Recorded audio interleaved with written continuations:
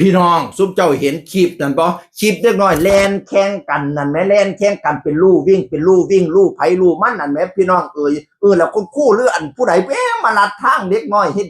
เด็กน้อยแล่นมาเกียบล้มตัวสร้างเป็นก็ยังว่าอันนำเสนอโดยเพจของช่างวิชาญอำนาจเจริญช่างวิชาญอำนาจเจริญพี่น้องลูกเราก็ลงแข่งคือกันพี่น้องตอนเรากันถ่ายคลิปตอนรูปเราลงแข่งเนาะ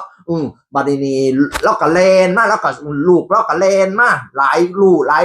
คนหลายนักเรียนแลนมาแล้วก็เสียลูกเราเต็มที่เนาะบัดเนี้ย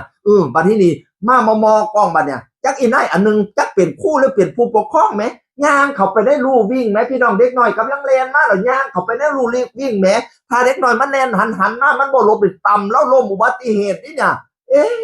กับบลูกความคิดเราคือเกิดกันเด็กน้อยวิ่งมาเป็นลูกใครลูกมันประมาณ7-8ลูกนี่แหละพี่น้องแล้วครูผู้นี้นะย่างเข้าไปกลางลูกวิ่งเพื่อไปเสียหรือไปอะไร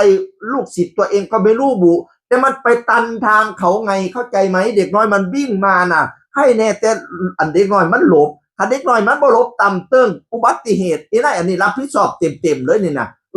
ขนาดว่าอุบัติเหตุข่อยว่าแล้วก็ต้องรับผิดชอบเพราะว่าเป็นการกระทำที่ไม่เหมาะสมเป็นอย่างยิ่งพี่น้องคุณพอวิชาญแล้วก็เลยมาโพสต์ว่าโค้ชเจตนาไม่ดีครับ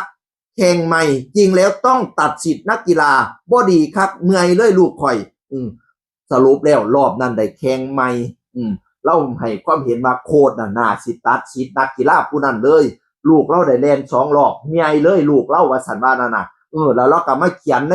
คิดอีกว่าเจตนาขี้โกงคู่บ้านใดเนาะถูกสกัดดาวรุ่งพิซซ่าว่าสันว่านั่นน่ะเจตนาขี้โกง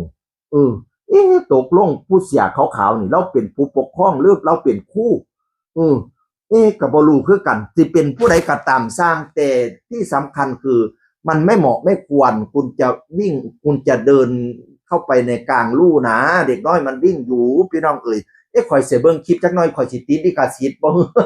เดี๋ยวนี้อ้างลิขสิทธิ์นี่ขออนุญาตบัตรครับเด้อคุณพอวิชั่นเอาเบิ้งคลิปจักหน่อยเบิ้งคลิปจักหน่อยเอาโอ้เดี๋ยวนี่ล่ะซุมเจ้ามีความเห็นมาจังไดแต่น่าสิเป็นผู้ปกครองเนาะหรือว่าเป็นผู้กับบ่รู้คือกันเป็นผู้อะไรทำไมก็ไม่สมควรอย่างยิ่งที่จะมาทำอย่างนี้พี่น้องนี่ละโอ้ยเป็นตัวท่าหอนสอนใจดังเด้อเจ้าน่ะดังเลยเด้อย่าแม่เจ้าดังเลยเจ้าเฮ็ดแบบนี้เจ้าดังคักคนเบิ่งตอนนี้เกือบ5 ล้านวิวแล้วพี่น้องซุมเจ้าเข้าไปเบิ่งเด้อแซ่กันสนั่นปั้นพื้นเสียงคนเก่าเว้าสู่ฟังสวัสดีครับ